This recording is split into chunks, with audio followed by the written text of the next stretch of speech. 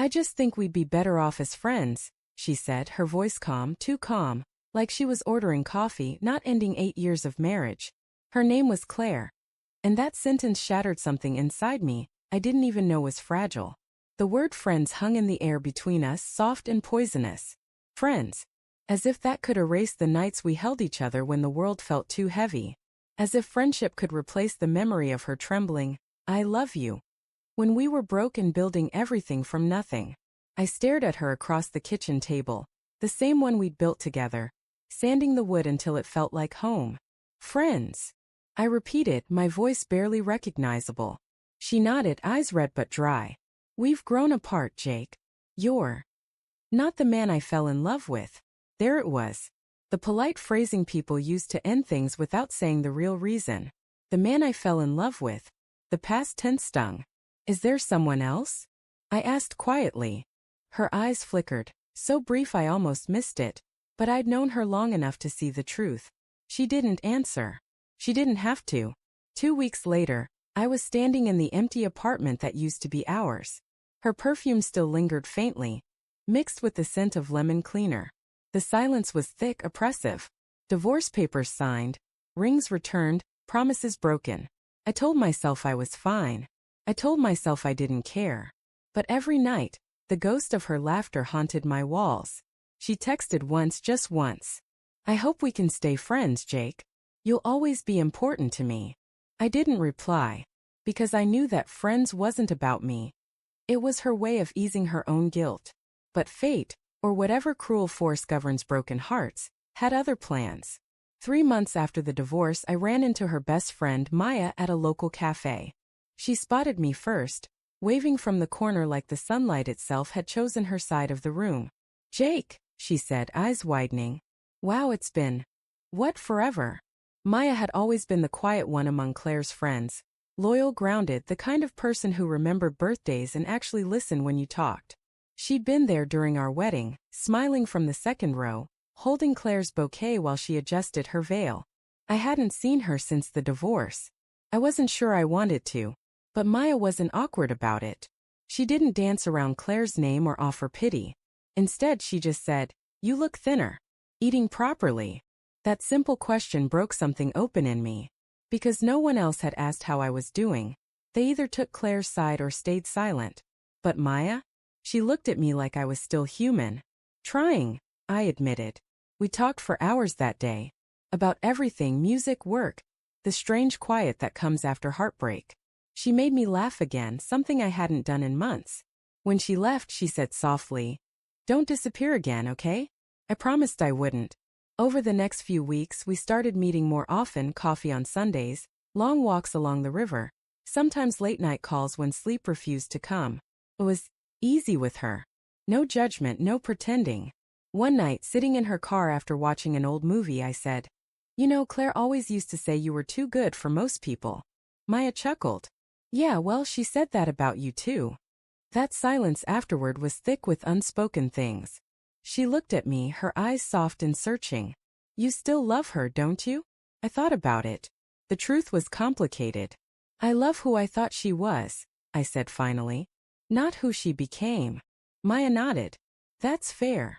She didn't push. She didn't try to fix me. She just sat with me in the hurt, and somehow that helped more than anything. Then one night, out of nowhere, the truth surfaced, like a shard of glass catching the light.